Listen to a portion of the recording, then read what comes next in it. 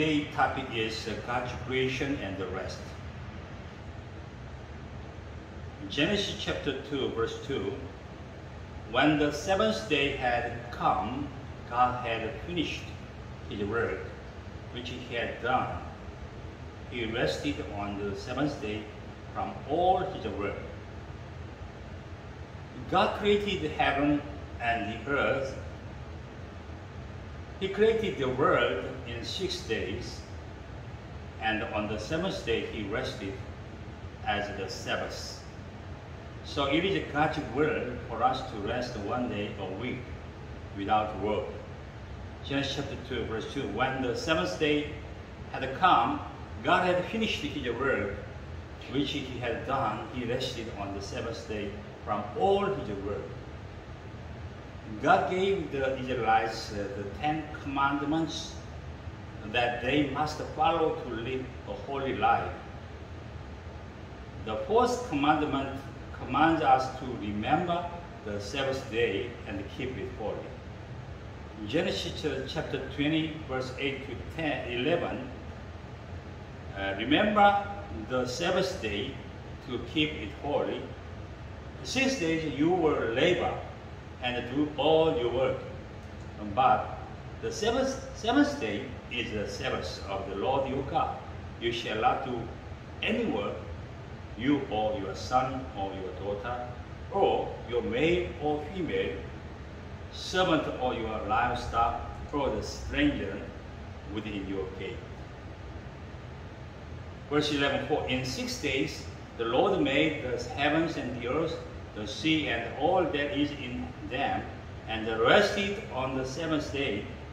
Therefore the Lord blessed the seventh day and hallowed it. Rest is God's command. Commands are not something we can or cannot keep. It must be observed. However, God tells us to keep the Sabbath day holy. This means that we must worship God on that day. You must rest from work one day a week, but you must remember God the great Creator. Give thanks to Him and worship Him. When we do that, our body and mind will find the rest, and we will receive new strength and ability from God. Isaiah chapter 40, verse 31, but those who hope in the Lord will renew their strength. They will soar on wings like eagles. They will run and not be weary. They will walk and not be weary. It says that God will give new strength, not just the strength, new strength to those who rely on and look to God. The person who gains this power is like a Superman.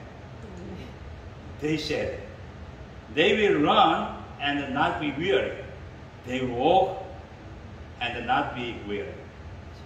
Would you like to have this new power? Look to God, trust in God. All creation was created by the purpose of glorifying God. Man's greatest purpose is to live a life that gives glory to God the Creator. God is pleased when we live in Him and worship Him, and the blessings are poured from heaven. And in New Testament, Romans chapter 12, verse 1, 2, I appeal to you, therefore, brothers, by the mercies of God, to present your bodies a living sacrifice, holy and acceptable to God, which is your spiritual worship. Do not be conformed to this world, but be transformed by the renewing of your mind, that you may prove what is the will of God, what is good and acceptable and perfect. This is clearly shown in Deuteronomy chapter 28, from verse 1 to 14, what blessings are given. Verse 1.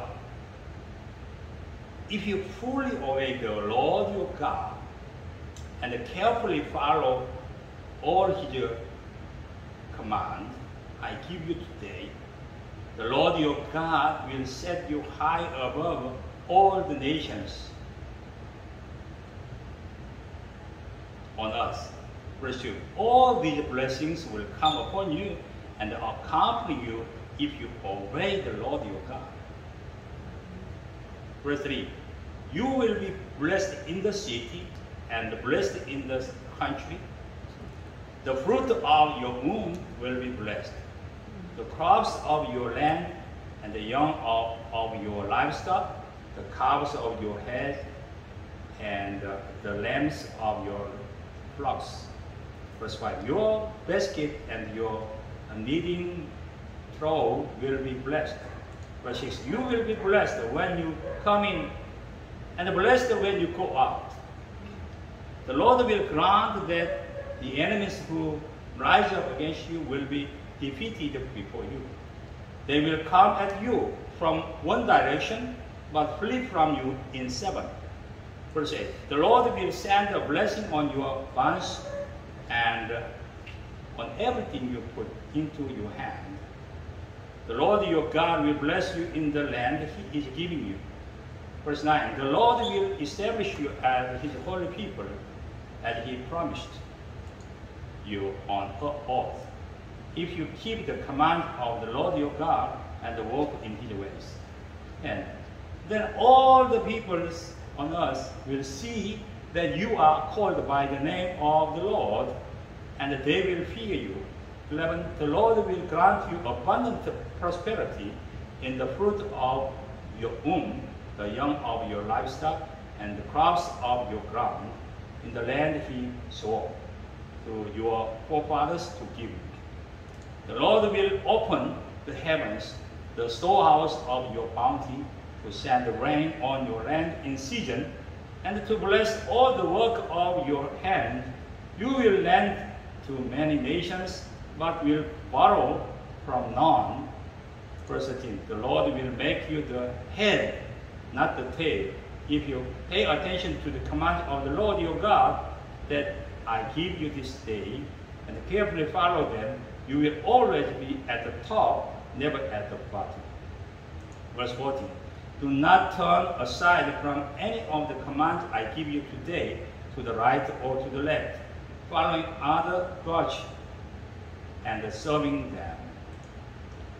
Christians now worship God on Sunday rather than the Old Testament Jews who kept the Sabbath.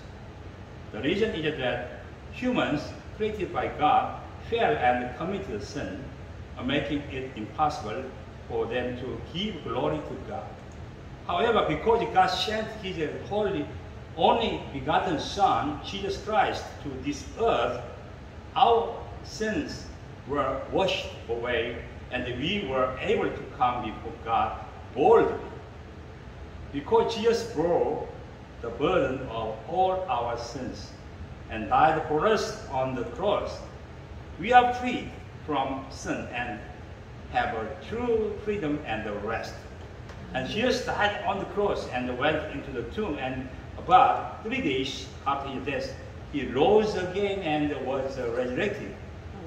The day of resurrection is the first day of the week, and it is Sunday. On that day of resurrection, early Christians began to worship. For the first day of the week is Sunday, and the Christianity has a tradition of worshiping on this day.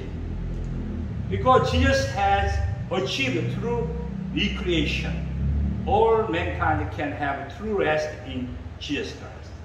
Matthew chapter 11 verse 28.